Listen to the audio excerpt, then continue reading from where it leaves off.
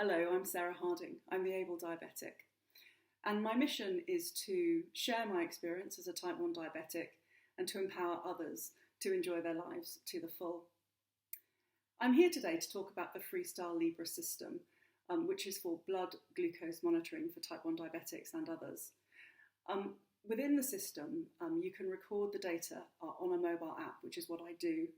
You can see it's this application here. And the data is then available to do lots of things with. In my professional life, I've done a lot of work with data, recording it, analysing it and interpreting it. And it can be quite difficult. I think the FreeStyle Libre system is excellent, and that the reports that it produces within the application itself on your mobile are very, very good. So this is an overview of what that includes. So I'm going to talk for a few minutes about the content of this mobile application. And my aim is to introduce all of the reports that are included within it. So it's an overview of everything that you'll see if you choose to use it. And I'm hoping that I can just give a brief introduction to everything that they show you. This is going to be a high-level overview. There are other videos on my YouTube channel that give you more of an in-depth insight into what those reports are and how to use them, but this is a really good starting place. So what I'm going to cover is a step-by-step overview of each of the different data reports, the data screens within the app. I'm going to explain to you what the purpose of those reports are, and I've got a few hints and tips from my own experience of what to use in the first instance. So here we go. So you can see on this overview of the key views 5 different graphs, representations of the data. And all of these are available within the application. It's very, very easy to kind of access them. And you can see that they're all quite different. And I'm just going to show you what they all are. Now, this 5 is actually part of a set of 8 in total. But I think that these are the key ones that you're going to use the most. The data within this is my data. It's data that's been gathered over the course of the last 90 days, 3 months. And I use these reports frequently to check how I'm doing. If you look at the pictures quite closely, you'll see that at the bottom they've got tabs that say 7 days, 14 days, 30 days and 90 days. And so it's actually the case that you don't only see one of these graphs once, you can see them 4 times with those different time periods represented. And since all of the graphs are showing kind of average information, they just average the data over a different time period. And you have the power very easily to interact with all of it. So I'm going to walk you through these from left to right, 1 to 5, and just explain what each of these charts look like. So the first one is essentially the home screen. And that shows you what your last 24 hours performance has been. So you can see there's a graph, and the graph has got the moles of blood glucose per litre on the side axis. And along the bottom you can see the last 24 hours. So it takes you right up to now. So I'm recording this at just after midday, and so essentially this is showing you from midday yesterday. The black line is what your blood sugars have been doing over that period. And you can see that in my case, yesterday there was some bumpiness through the afternoon and evening. Overnight I've gone down, I've had a hypo, and that's the little red area. And then I've gone a lot higher, and I've now been correcting that. So I'm currently within the green zone, which is a relief. The other piece of information on here is the time in target, which is the 83%. So I've been in target 83% of the time for the last 24 hours. My last scan is 7.1, the green number that I just referred to, and the average that I've been running across all of those different data points over the last 24 hours is 6.8, which is actually about where I'd like to be on average. You can see that there are some ups and downs in that as well though. So that's my last 24 hours snapshot, and that's the home screen. Then when you enter the report section, you can see that the title is in the blue area at the top. So the number 2 chart that I'm going to talk about is called Daily Patterns. And what this is showing is that over a 7-day period, that's the tab selected at the bottom, my blood sugars, if you take an average, and it's a median average, you can see that the black line shows you what I am on average. So it's taking data from the whole period, where I've been higher and lower, at different points, and it's adding those all together and it's working out what the middle point is there, and that's what it's showing you. So this kind of takes account of all the peaks and troughs and adds them all up, and then shows what it would be for if my activity over the last 7 days was translated into 1 day. That's what it would look like. Now, on either side, you can see that there's a dark blue area and a light blue area, and they are to show that for 50% of the time in the darker blue, that's where my blood sugars have been, and in the lighter blue, that's showing where I've been for 90% of the time. So that gives you an idea of kind of where there is more variation to the blood sugars. Moving on to 3, the time in target metric. Within the app, you can set what your aim is in terms of the amount of time that you want to be in your target zone. My target zone is above 4, so above the zone where I would be going into a hypo, and below 10. I don't want to go above 10 ideally. And so this shows us where I am in terms of achieving that target. And you can see from the green bar on here that I'm achieving it over 60% of the time, but I'm not achieving the target that I have, which is 70. And in fact, you can see that the yellow bar and the orange bar show you where I am, and that's a little bit above the 10. So my blood sugars are higher than ideal. Chart 4 is low glucose events. So this is where I'm having hypos. And in the last 7 days, I have been generally a bit high, and I haven't been in the hypo zone. And in fact, I've only had 1. So you can see that there's a count of 1, total events of 1. The chart is very helpful as well because it breaks down the day into 8 3-hour segments. And you can see that that one hypo that I had happened between 3 a.m. and 6 a.m. So this is helpful for you to kind of get an idea of when you're having hypos, if you are having them. The last chart on here is average glucose. And again, the day here is split into 3-hour segments, 8 of them, running from midnight to midnight. And so here you can see that I've got 5 green bars and 3 yellow. And the green bars are all when my blood, on average, over 7 days has been in the target zone, i.e. between 4 and 10. And then the yellow ones are when it's been above. So this is helping me to pinpoint where I've got problems. Now, if you do have something that you want to kind of look into in greater detail, the app holds on to all of this data that you've been collecting through measuring from your sensor.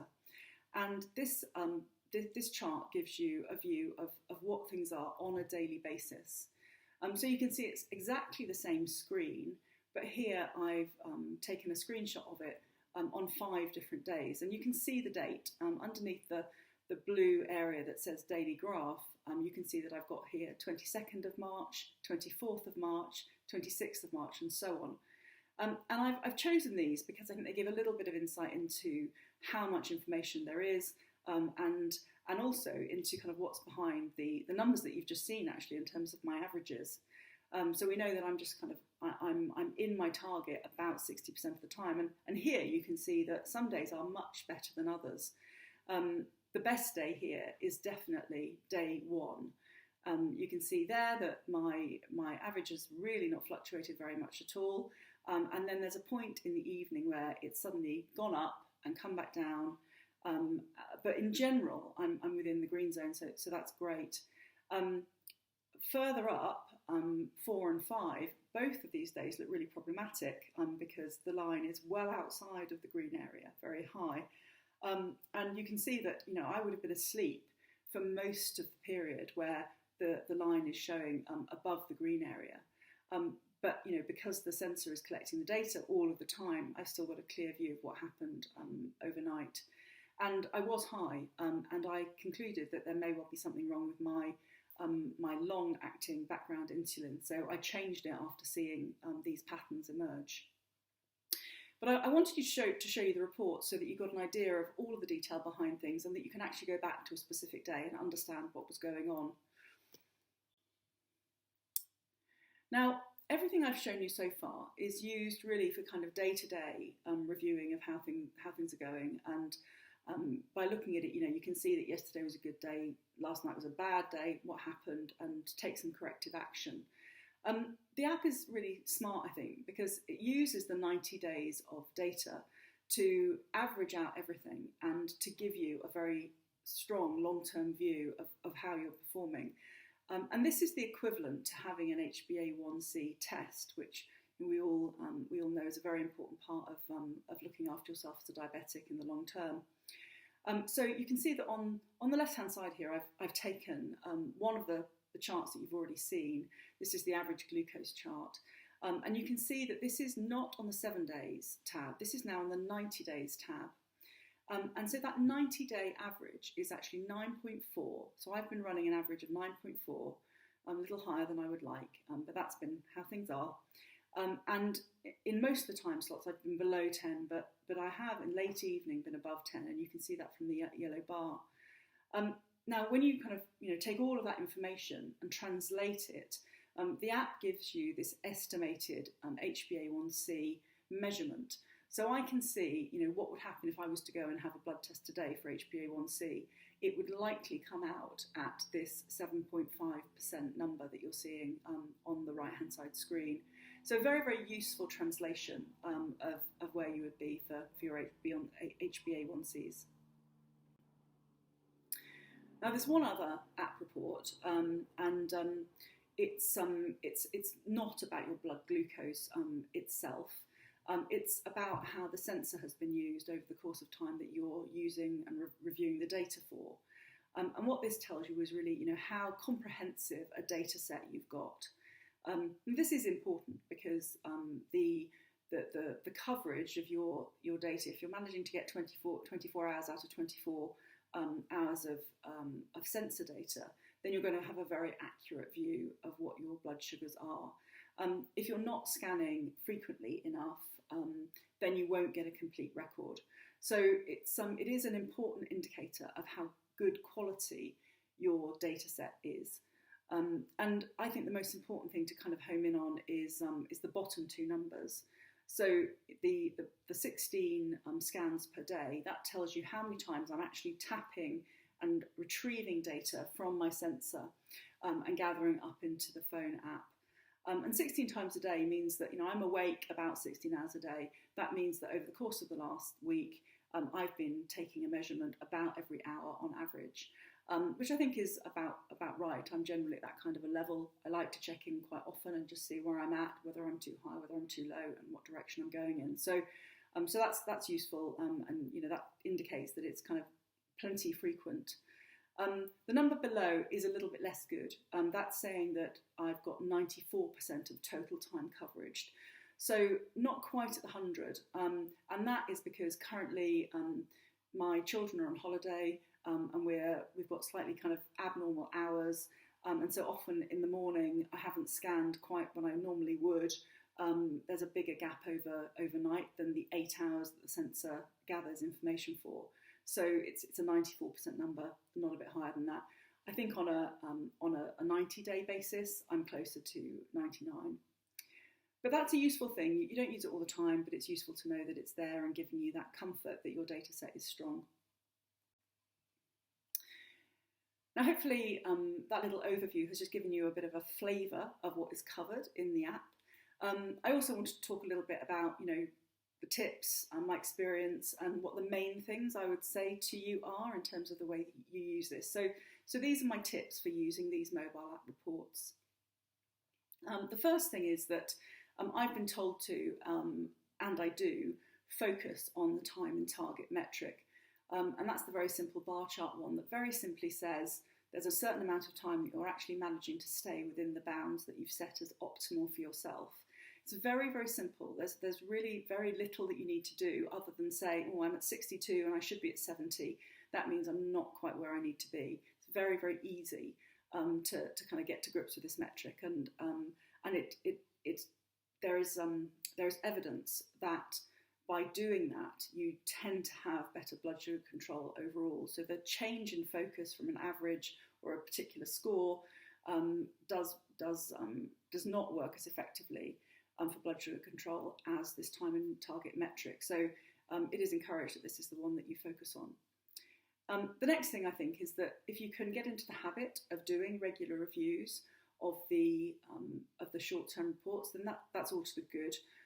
because you will kind of identify certain things that have not worked well, and you'll be able to eliminate them and just kind of get slightly back on target if that's what you need to do.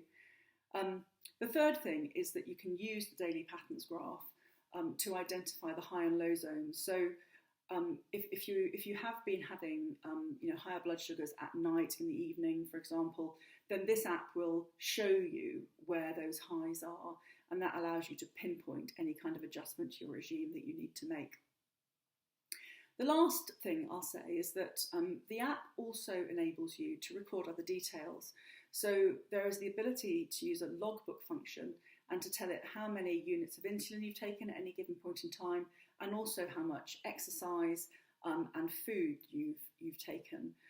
Plus there's a kind of notes section where you can write whatever you want. And if you get into the habit of recording some of those details, it just enriches your data set. So when you're looking back over things, you can kind of go, oh, I was really high that day. Yeah, I know why that was. That was because I went to that party, for example. So I would say, if you can record some of the details, particularly if things are going a bit weird for some reason, that's a really good idea. So I hope you found that a useful and interesting little overview.